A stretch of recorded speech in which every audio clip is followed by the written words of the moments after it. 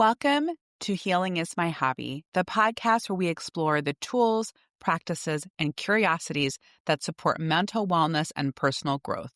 I'm Jessica Colarco, a licensed clinical social worker, and I believe healing doesn't have to feel heavy or clinical all the time. It can be something we play with, explore, and weave into our everyday lives. This month, we're talking about something so many of us live with quietly, constantly, and sometimes exhaustingly: anxiety. If anxiety has been showing up for you lately, I want to say this first. You're not broken, you're not weak, and you're not failing at healing. Anxiety is not a personal flaw. It's a nervous system response. And when we understand it with more clarity and compassion, we actually gain more choice in how we respond to it. Today is our expert insight episode. We really dive into a topic, and today the topic is anxiety. We'll be talking about anxiety this whole month. Today we really want to explore what anxiety is, common anxiety disorders and how they show up,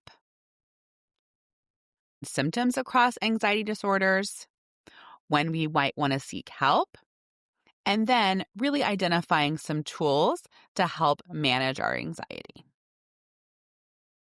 Anxiety is your body's threat detection system doing its job, sometimes a little too well. At its core, anxiety is the nervous system asking, "Am I safe right now?" It shows up as racing thoughts, a tight chest, shallow breathing, restlessness, trouble sleeping, irritability, or that constant sense of something bad is about to happen. For many people, anxiety isn't about what's happening right now. It's about what might happen, what could go wrong, or what you're afraid you won't be able to handle.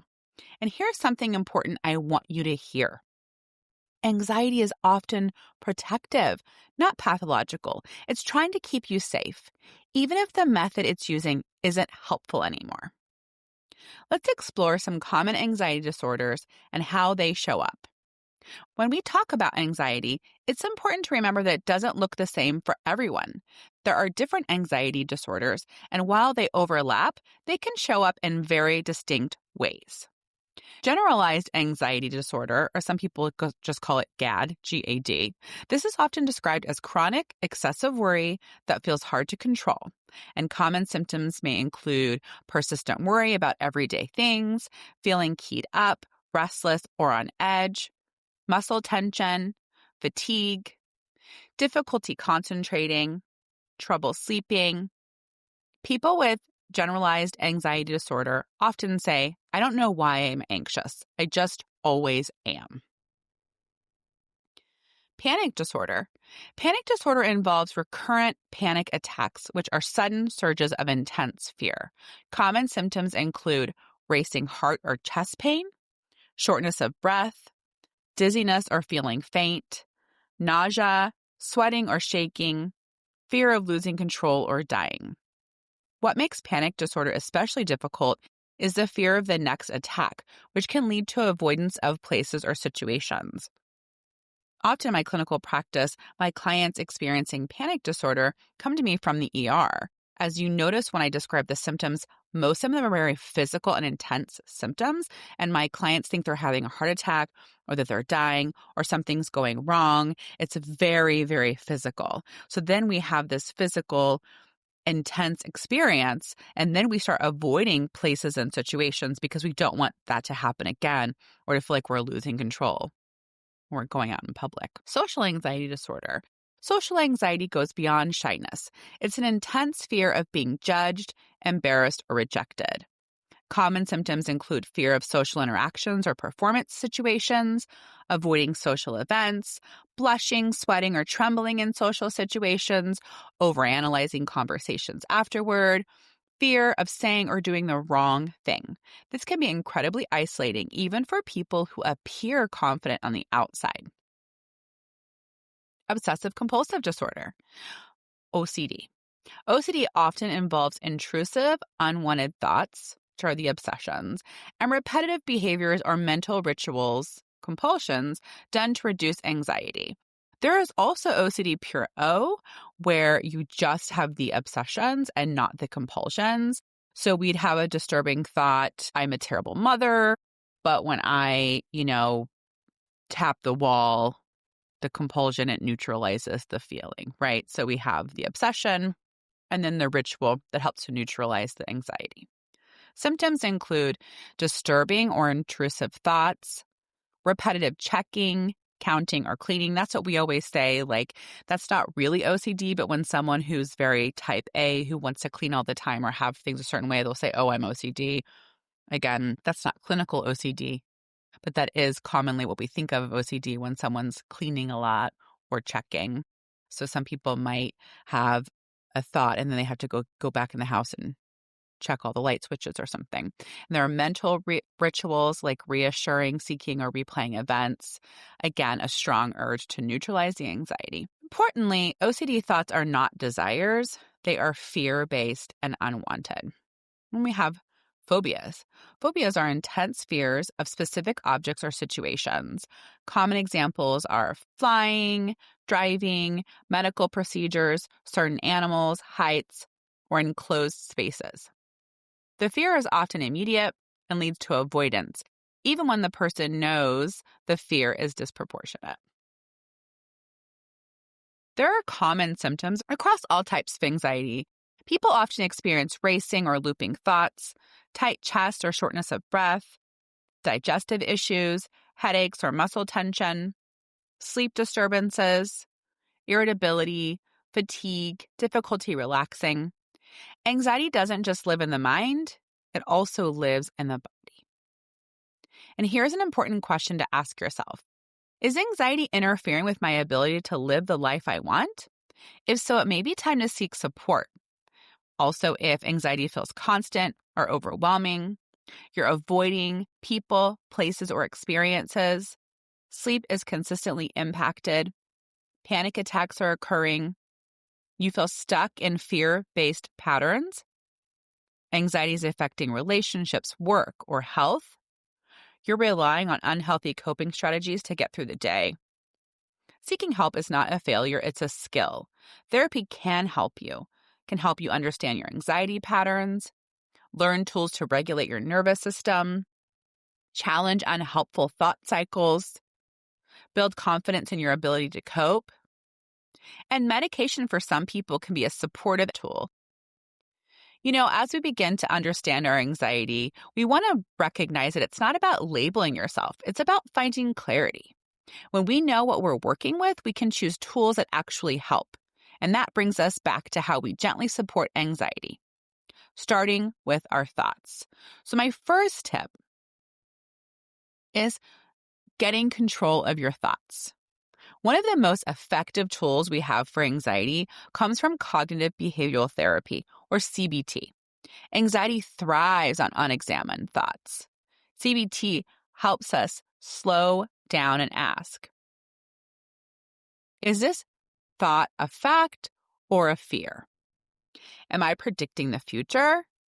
Am I assuming the worst case scenario? Instead of arguing with anxiety, we get curious about it. A simple reframe you can try. This is an anxious thought, not a prophecy. You don't need to eliminate anxious thoughts to reduce anxiety. You just need to stop letting them run the whole show. I say this so much in both of my podcasts and in my clinical practice, but the story that we tell ourselves becomes our reality. I will give clients, when I do CBT in my practice, a photo of two people riding a roller coaster. And the face on one of the person is showing fear. And the face of the other person is showing excitement and happiness. So how can two people be at the same place at the same time, but have completely different experiences and feelings about it? As a cognitive behavioral clinician, I would say it's their thoughts. So if you are thinking, I'm going to die, I'm going to die, I'm going to die, you're going to have a different experience than someone who is thinking, I love roller coasters, this is the best time of my life. And so the first step is to really kind of notice the story that you're telling yourself. And then we can begin examining it and challenging it and asking, is this really based on reality? Like the questions I asked earlier, am I predicting the future? And then we can start changing the way we think, which is called cognitive restructuring. My second tip is improving sleep quality and quantity. An anxious nervous system and poor sleep create a feedback loop. When we don't sleep well, our emotional regulation drops, our stress hormones rise, our ability to tolerate uncertainty shrinks. Improving sleep isn't about perfection, it's about consistency. So, a few gentle supports when we explore sleep hygiene are going to bed and waking up around the same time each day, reducing stimulation before bed, screens, news, problem solving. One of the reasons we want to reduce screens is that our body, when we get tired, when the lights start getting low, when it gets dark outside, our body starts naturally producing melatonin, which is our sleep hormone. And research has found that screens that emit blue light, particularly our phones and computer screens, televisions as well, blue light emitted from those screens reduces our body's natural production of melatonin. So it really impacts our sleep cycle. So that is one reason why I always recommend turning your screens off, all screens off, an hour before bed. You can instead create a wind down routine that tells your body it's safe to rest now. Sleep is not a luxury. It is a foundational anxiety intervention. And I believe it is a core of our health and well-being that we are getting a minimum of 7 hours of sleep each night. My third tip is to engage in regular self-care. Self-care isn't necessarily bubble baths and candles, although those can be wonderful. True self-care for anxiety is about regulation, not indulgence. I encourage you to ask yourself, what helps my body settle? What helps me feel grounded? What brings my nervous system back into balance? It's going to be different for everybody. For you, it might look like gentle movement, time outside, saying no more often, reducing overcommitment. Those two sound like boundaries. Building in moments of rest before you're exhausted. Self-care is how we show our nervous system that safety is allowed, not something we have to earn. So for me, my self-care includes going to bed the same time every night and getting, again, a minimum of 7 hours of sleep. Really, for me, it's a minimum of 8 hours of sleep. Reading books, moving my body regularly and exercising, and connection with my friends. My final tip today is practicing mindfulness. Mindfulness helps anxiety by bringing us out of the future and back into the present. Anxiety lives in what if, and mindfulness lives in right now. You don't have to meditate for 30 minutes to benefit.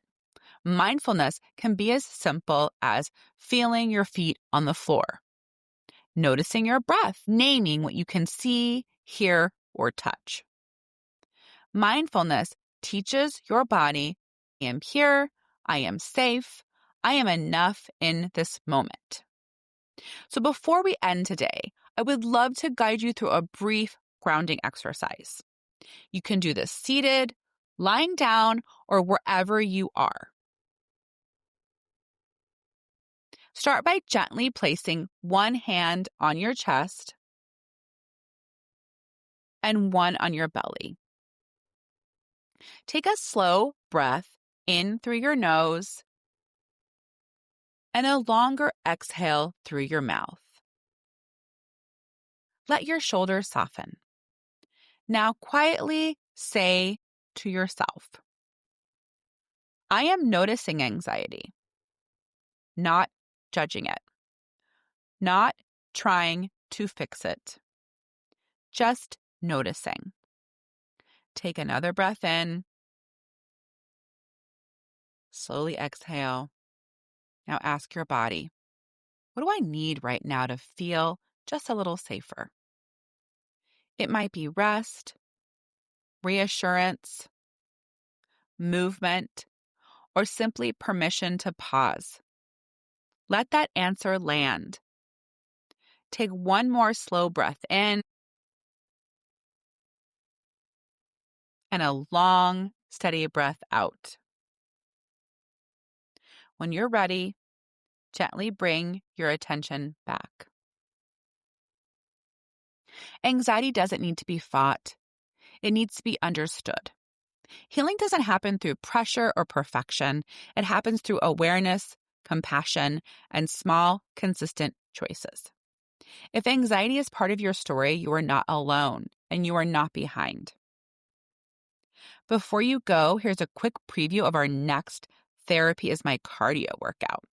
We'll be practicing how to recognize when anxiety has pulled you into what-if mode and how to interrupt that cycle by anchoring back into the body and the present moment. Think of it as strength training for your nervous system. No perfection required.